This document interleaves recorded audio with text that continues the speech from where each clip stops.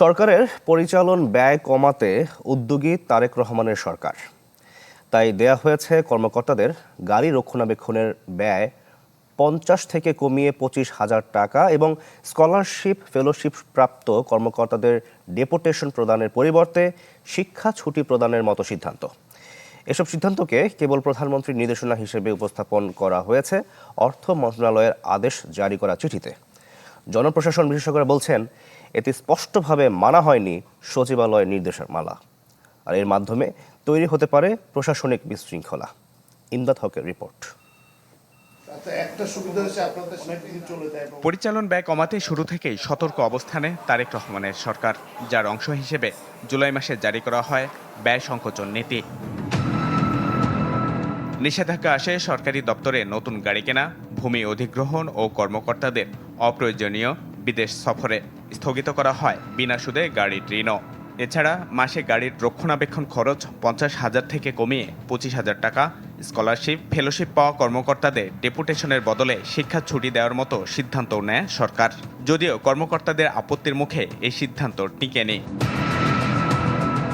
এসব বিষয়ে গেল 9 জুলাই জনপ্রশাসন মন্ত্রণালয়কে দুটি চিঠি দেয় অর্থ মন্ত্রণালয়। তবে উপসচিব জাকির হোসেনের সই করা দুটি চিঠি নিয়ে প্রশ্ন উঠেছে। চিঠিতে রাষ্ট্রপতি বা প্রধানমন্ত্রীর ব্যক্তিগত সিদ্ধান্ত উল্লেখের নিয়ম না থাকলেও মানা হয়নি সচিবালয়ের নির্দেশনা। AKS অর্জন করল গিনেস ওয়ার্ল্ড রেকর্ডস। AKS অর্থ মন্ত্রণালয়ের এমন চিঠিকে প্রশাসনিক বিধির লঙ্ঘন বলছেন জনপ্রশাসন বিশেষজ্ঞরা। চিঠিটা অর্থ বিভাগকে পাঠিয়ে সেতে বলতে পারতো যে ব্যাপারে সরকারি নির্দেশনার সংযুক্ত করা হলো। তাতে অর্থ বিভাগও জেনেই যেত যে এটা মাননীয় প্রধানমন্ত্রীর নির্দেশে হয়েছে। কিন্তু সব কথাই একেবারে ঢাকঢোল পিটায় বলে ফেলাটা ভালো না। বিষয়টি নিয়ে চলছে আলোচনা সমালোচনা। কারো কারো মতে সুযোগ সুবিধা কমানোর চিঠিতে প্রধানমন্ত্রীর সদয় নির্দেশনা উল্লেখ করায় রুষ্ট হতে পারেন সরকারি কর্মকর্তারা। এটি সরকার প্রধানকে বিতর্কিত করার কৌশলও বলছেন কেউ কেউ।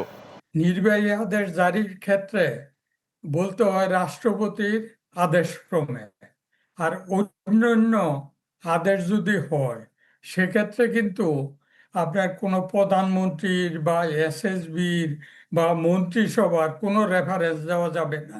এত বড় ভুল কিভাবে করতে পারে এরা? প্রধানমন্ত্রীর কার্যালয়ের যে এক্সপেন্ডিচার, সেখানে একটা বড় পরিবর্তন তিনি নিয়ে এসছেন এবং এখানে যারা ইমপ্লিমেন্টিং অ্যাক্টরস যারা কাজ করেন তাদের মধ্যেও এই যে স্পিরিটটা, পরিবর্তনের স্পিরিটটা, এটা তাদের মধ্যে গ্রথিত হওয়া খুব জরুরি।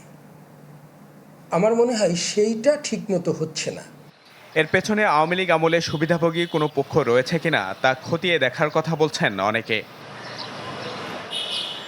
সরকারের নানা সিদ্ধান্তের বড় অংশই বাস্তবায়ন হয় প্রশাসনের কর্মকর্তাদের হাত ধরে। যখন এসব কর্মকর্তা রাজনৈতিক দর্শন, ব্যক্তিগত স্বার্থ বা অন্য কোনো মোহে পড়ে আইন লঙ্ঘন করেন, তখন বিতর্কিত হয় ক্ষমতাসীন সরকার আর প্রশাসনেও দেখা দেয় বিশৃঙ্খলা। ইমদাদ হক, চ্যানেল 24, ঢাকা।